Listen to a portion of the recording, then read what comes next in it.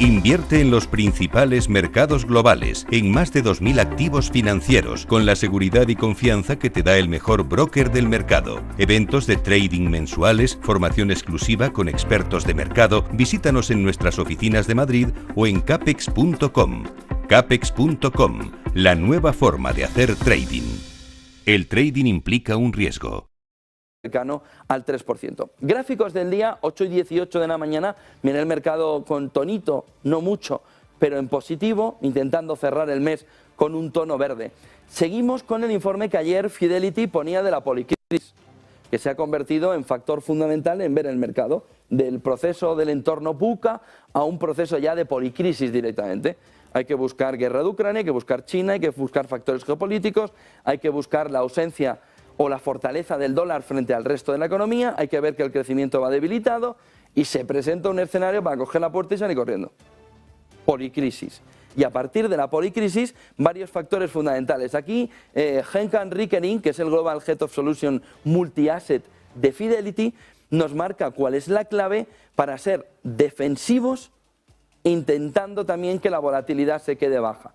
Se pueden imaginar que una estrategia de multi-asset puede ser clave para el año que viene. Y lo que dice es, va sobre 2023, todo el movimiento de cola, el viento de cola, para ver un global asset markets, para ver unos activos de mercado a nivel global, está mirando de qué manera la Fed, vuelta al factor fundamental, puede intentar gripar la inflación en Estados Unidos, puede golpearla y reducirla, y la apreciación sobre todo del dólar, que marca un camino en otras regiones como Europa y Reino Unido, que han vivido con la crisis energética, viviendo un golpe todavía mayor por culpa del dólar. Y lo que marca es de qué manera también se puede cerrar el capítulo de la guerra de Ucrania. Verán que en la última semana y media lo que está ausente en el discurso es la mesa de negociación de paz, tuvo un empuje muy fuerte y ha tenido un contrarresto por parte de las partes negociadoras también muy fuerte. Queremos sentarnos, pero tenemos las partes tan alejadas que todavía no vemos el momento. Clave fundamental, dice, ver de qué manera todo ese procedimiento va limpiándose. La otra clave fundamental, China, cómo sale del procedimiento de coronavirus. Dice, creemos que una posición defensiva se mantendrá de manera importante para los inversores en 2023. Efectivo, liquidez, inversiones en liquidez y descorrelacionar activos formarán parte de la clave fundamental de unos portfolios de multiactivos dentro de una volatilidad que nos va a marcar todavía dientes de sierra. Y dice, los bonos gubernamentales seguirán jugando un papel fundamental, especialmente ahora que las yield son mucho más atractivas.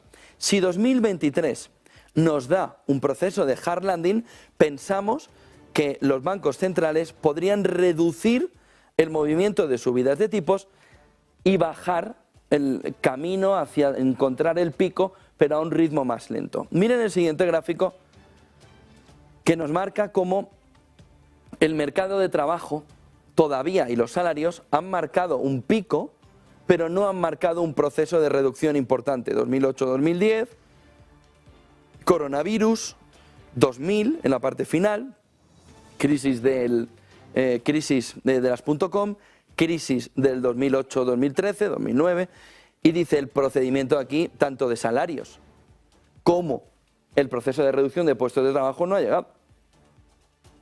¿Qué es lo que cuenta?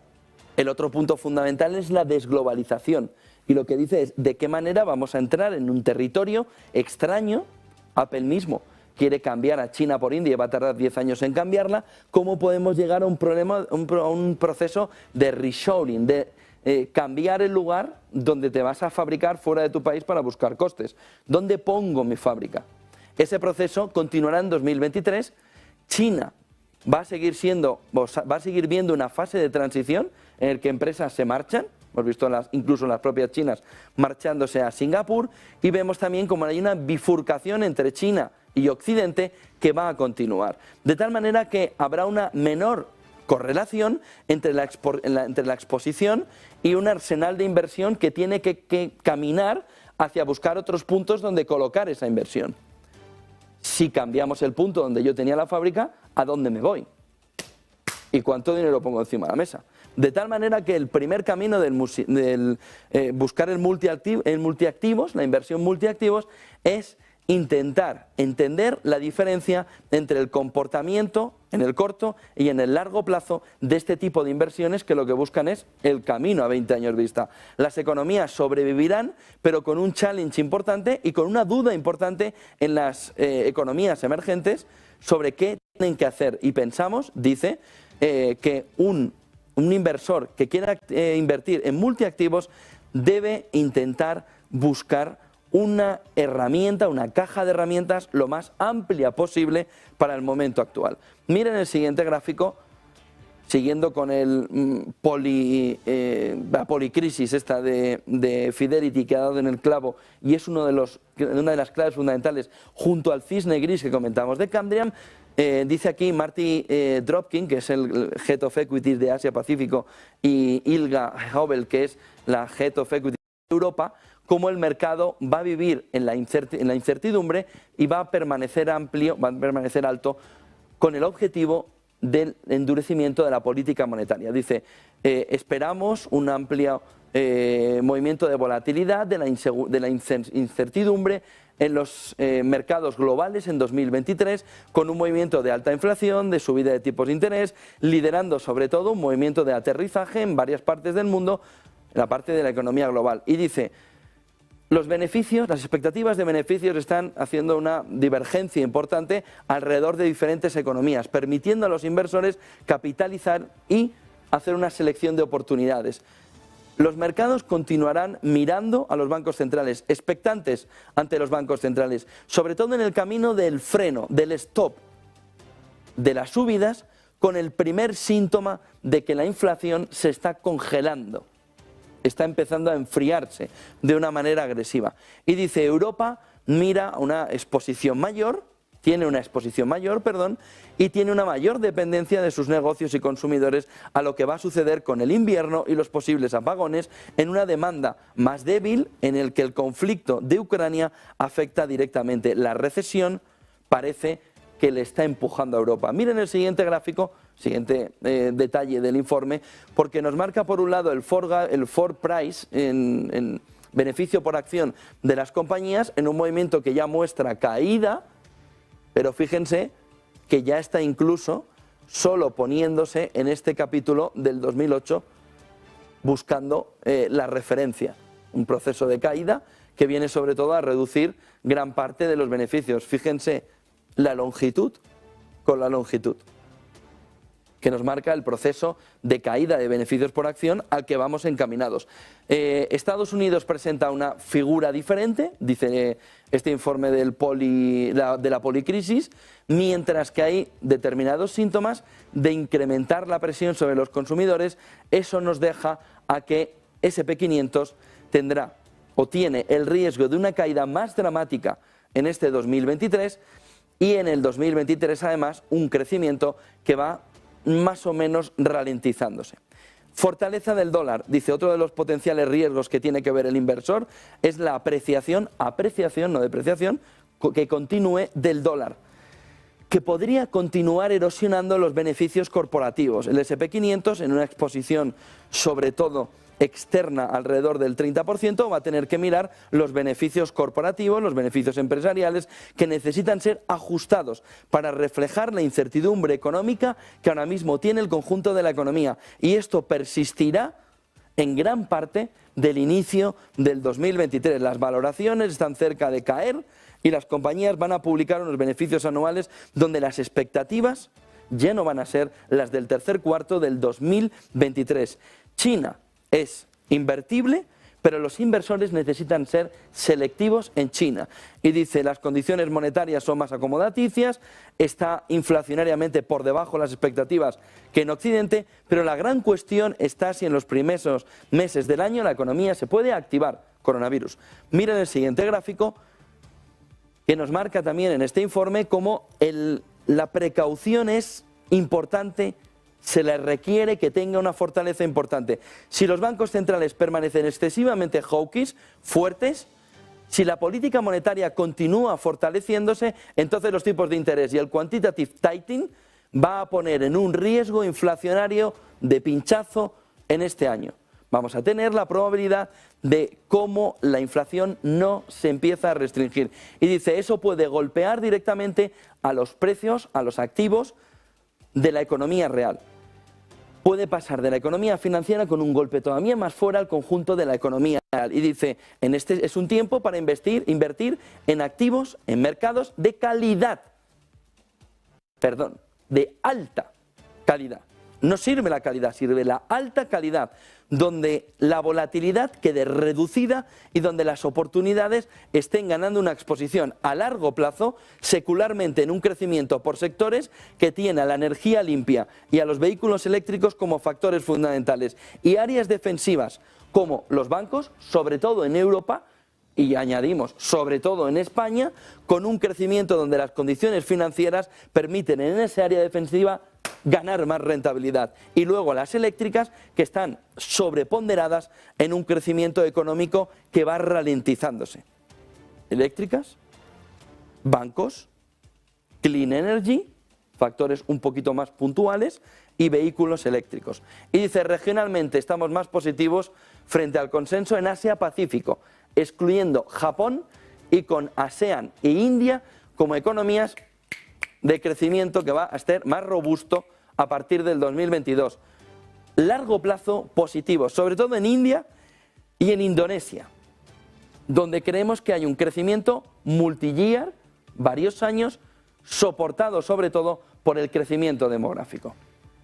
Bueno, espectacular los policrisis que han marcado aquí los de Fidelity, con un gráfico que es un outlook, una fotografía meridiana perfecta de cómo ven sus analistas el movimiento de mercados.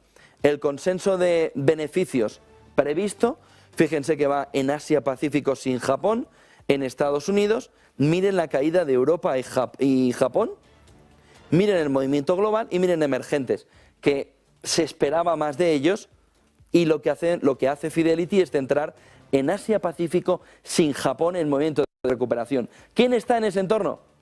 Singapur, la deslocalización. ¿Por qué hay un crecimiento tan fuerte de beneficios en este entorno? Por lo que le estamos contando desde el principio. Ese movimiento de semiconductores va a poner de uñas a Estados Unidos, ya lo ha empezado a hacer en la cumbre de la OTAN de Bucarest, y lo que va a centrar el tiro a las empresas es, hay que irse de China. Emergentes. Hay que buscar Asia-Pacífico sin Japón, hay que huir de Europa, cuidado que Estados Unidos va a defenderse con el dólar. Todo lo que pone. Ese gráfico lo que dice es eso. Hay que buscar la deslocalización. ¿Dónde se van a deslocalizar? India, Indonesia, le podemos añadir Singapur. Ojo con el capítulo de Estados Unidos, que se va a defender como gato ahí con las uñas hasta el final, para defenderse a través del dólar, y Europa está ahora mismo en medio del sándwich. No es ni el jamón york y el queso, es el aceite, en el mejor de los casos. Está en medio del sándwich. Está en medio de un posicionamiento Asia-Pacífico, Estados Unidos, de crecimiento de los beneficios, y en un posicionamiento junto con Japón de debilidad. ¿Por qué de debilidad? Porque está siguiendo a pie juntilla lo que le están diciendo el papá de Zumosol, el primito de Zumosol, el papá, que es Estados Unidos. Entonces esto, y ahora hoy vas a contestar esto de China. Vamos a ver qué hace Europa. Vamos a ver qué hace Borrell. Pero esta es la consecuencia de un movimiento servil económicamente, estructuralmente económicamente, para decirle a Estados Unidos, sí, buena, ¿qué quieres? Vamos. Pues ahí Europa, en la cola de las colas, solo superado por Japón, que tampoco necesita tanto crecimiento por cómo es su economía. Miren el siguiente gráfico que nos marca esta mañana el final, en otra parte, el informe de Fidelity de Steve Ellis, el Global CEO de Fixed Income, que nos da un poco la fotografía de la renta fija. Dice, los yields de los bonos están finalmente empezando a ser atractivos, pero hay que ver si hay otra vez una caída en el 23. Y lo que dice es, 2023 va a ser una nueva realidad. Los bancos centrales continuarán fortaleciendo financieramente las condiciones, incrementando el riesgo, inflación, intentando reducirla a nivel global, forzados sobre todo a hacer un respaldo a los mercados. Pensamos que los tipos de interés van a dar la oportunidad, van a dar un buen momento. This should be good for bonds. es un buen momento para que los bonos tengan un movimiento de subida y se empieza a ver cuando vemos estos corporate gains, estas yields corporativas, un movimiento de subida como el que estamos viendo aquí. Y lo que dice es, la Reserva Federal va a ir presionando, va a seguir haciendo tightening, va a seguir endureciendo el mercado y eso significa que con el movimiento del dólar cambiando puede generar una oportunidad en valores ligados a la inflación. Miren el siguiente gráfico que nos marca también esta mañana de qué manera puede ser muy tarde, dice, cuando Estados Unidos inicie el proceso o vea el proceso de recesión, los credit default swaps podrían subir significativamente.